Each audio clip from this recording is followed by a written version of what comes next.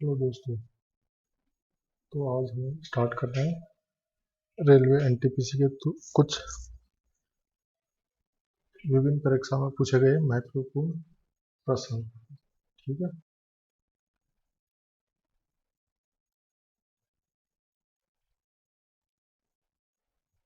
इसमें RRB NTPC के भी क्वेश्चन हो सकते हैं,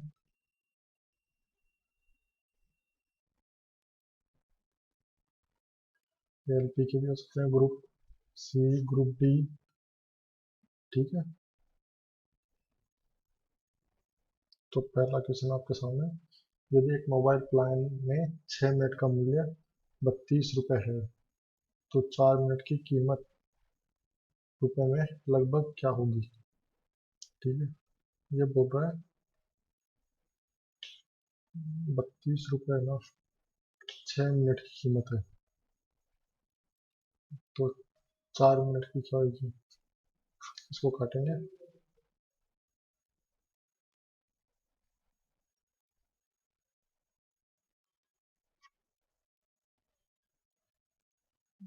इसमें करेंगे अपन, इसको सोल्व करते हैं। 21.3, तो 21.3 ये आ रहा है। ठीक है,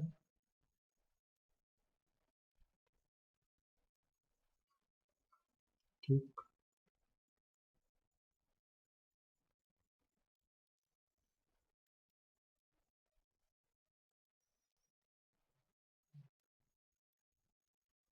निम्नलिखित समुच्चयों में से कौन सा सह अभाज्य संख्या बनाता है। ठीक है, तब इसमें सोल्व करते हैं अपन। ये है 12, 12 का एलसीएम लेते हैं, 7 का एलसीएम लेते हैं, तो 7 का तो 7 हो गया, मगर 12 में 7 नहीं आएगा कभी। ठीक है, और ये 21 का एलसीएम और 42 का एलसीएम लेंगे तो 21 आएगा। ठीक है, और 3 और 9 का एलसीएम लेंगे, उसमें कॉमन आएगा ही, 3 आएगा इसमें। और वैसे 43 का 129 होता है, तो इसका सही जवाब है 12 और 7, क्योंकि इन दोनों में कोई भी एक भी कॉमन गुणनखंड नहीं होगा।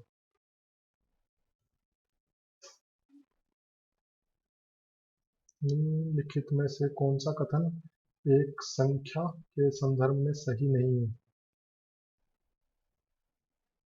सभी अपरिमेय संख्याएं वास्तविक संख्याएं हैं। ये रियल नंबर है, इसमें सारी संख्या आ जाती है, परिमेय, अपरिमेय, इंटीजर वगैरह सब पाई जाती है। ठीक है, ये बोल रहे हैं अपरिमेय संख्या वास्तविक संख्याएं हैं, तो इसमें अपरिमेय संख्या आई गई रियल नंबर में। ठीक है, वास्तविक संख्या के लिए संख्या रेखा पर एक अनिवार्य बिंदु होना आवश्यक नहीं है, तो इसका ये गलत है। ठीक है, आवश्यक होता है।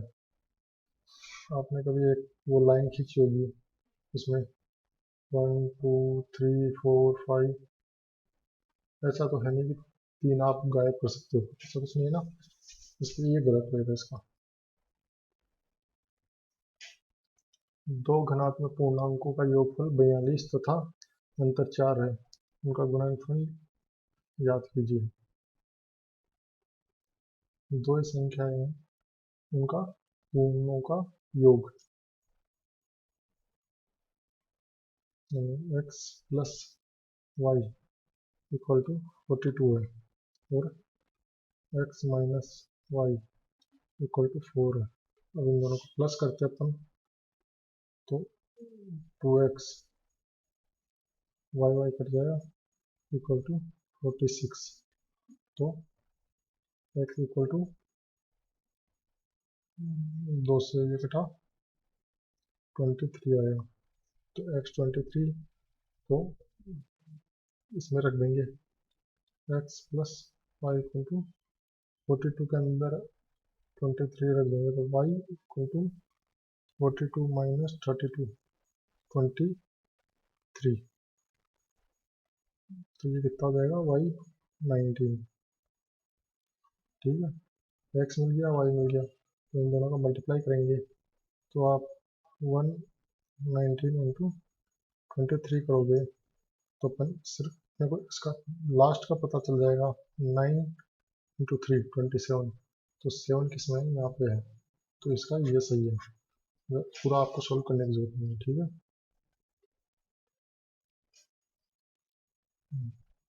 अगर यहाँ पे लास्ट में सब में 7 होता तो अपन को पूरा सोल्व करने की जरूरत पड़ती। ठीक है,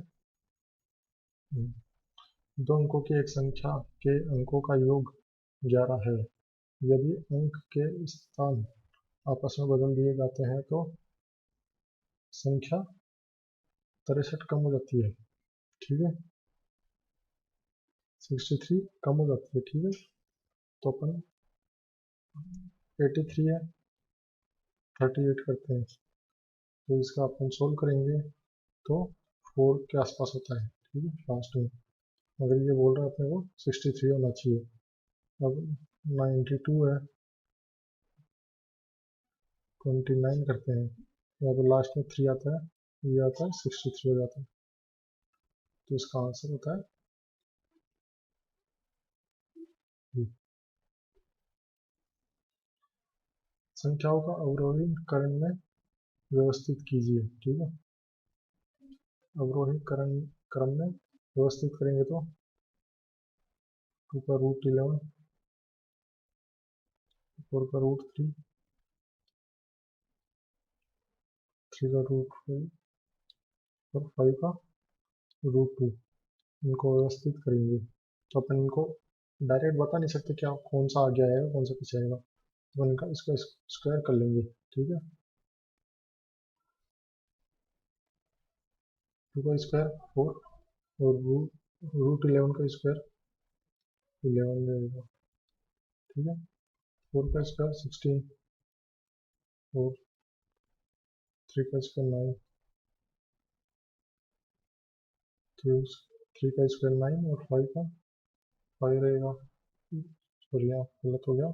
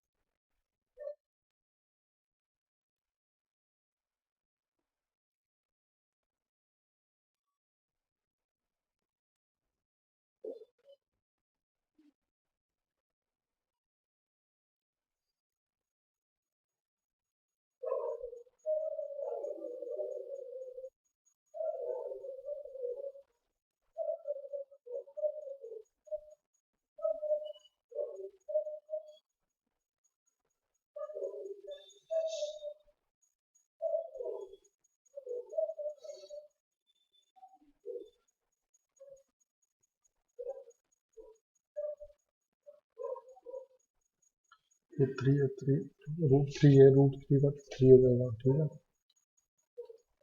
और यहाँ पे 5 25, 5 का 25 और रूट 2 का 2, तो इसको सोल्व करेंगे तो 44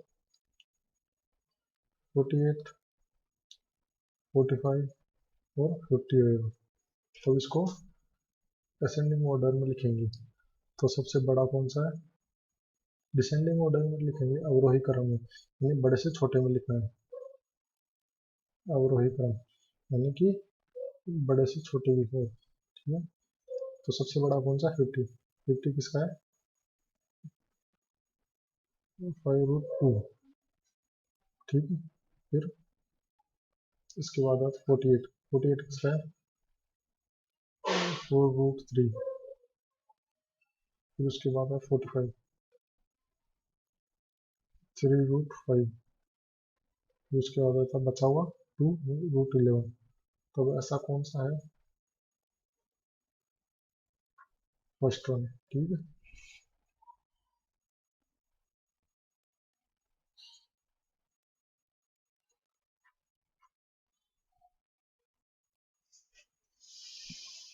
अब इसको सोल्व करेंगे 0.0056 प्लस 0.07 की गणना कीजिए। ठीक है,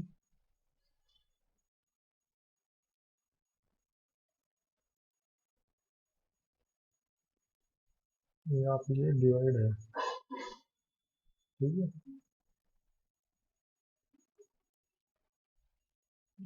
तो 0.00056 अपॉन 0.07 है, तो अपन ये पॉइंट हटाएंगे तो अपन इसको कैसे लिखेंगे 56। अब ये पॉइंट के आगे कितने हैं 1 2 3 4 5, अपन 3 4 5 0 हो जाएगा। ठीक है, और नीचे 7 लिखेंगे, नीचे 2 जीरो है, दो पॉइंट के बाद दो वैल्यू है तो इसलिए 100, तो इसको काट दो।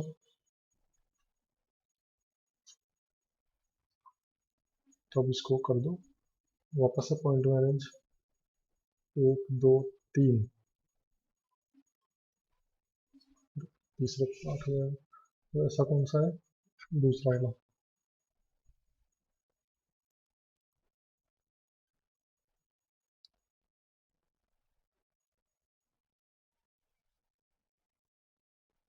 यदि M614 11 से विभाज्य हो तो सबसे छोटी प्राकृत संख्या n का मान ज्ञात कीजिए।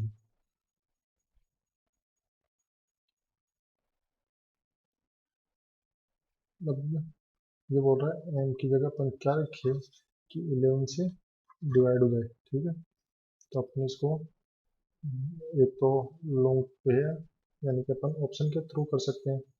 जैसे m की जगह अपन 5 लिखिए, 5614। अब 11 से डिवाइड करते हैं। ठीक है,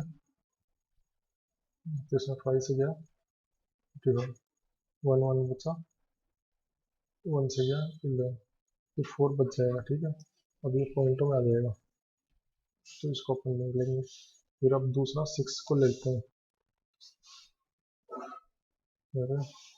6614, 11 से डिवाइड करते हैं, 6 से जाएगा 66, 1 4 बचेगा, तो ये डिवाइड नहीं हो रहा आसानी से। ठीक है, फिर इसके बाद अपन 7 लेते हैं, 7614, 11 से डिवाइड करें, ये 88, 81, तो अपन इसमें 77 का गया, 44,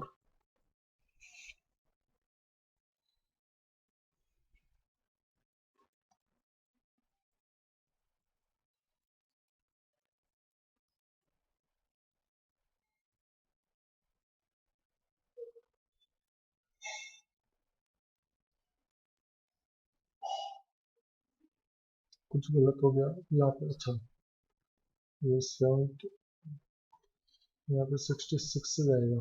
ठीक है, देखो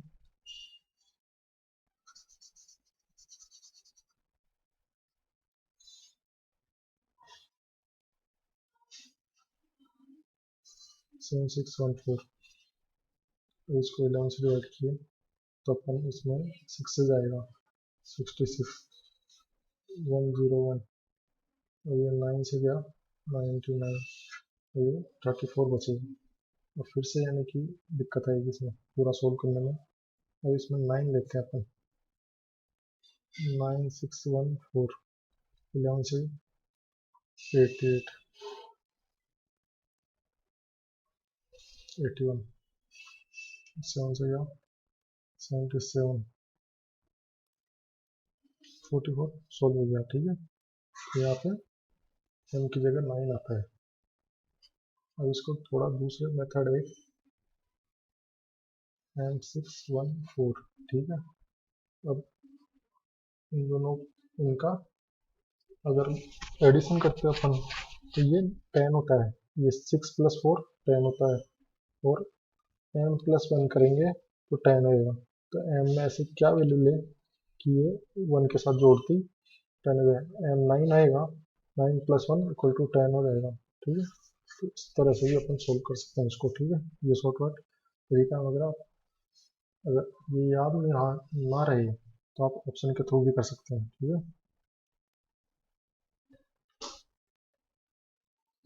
अब इसमें आप अगला करते हैं।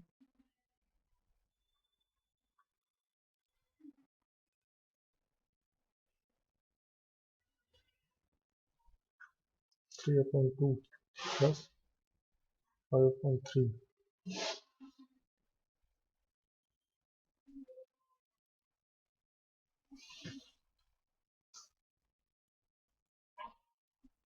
यहाँ पे डिवाइड है, तो डिवाइड का मतलब अपन नीचे लिख सकता हूँ 3/2 2/3।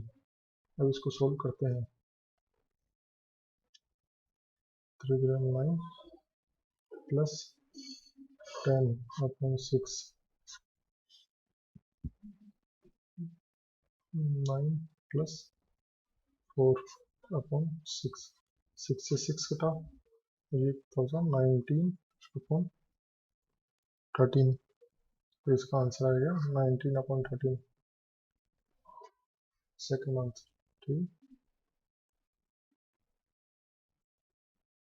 दो धनात्मक संख्याओं के बीच अंतर 160 है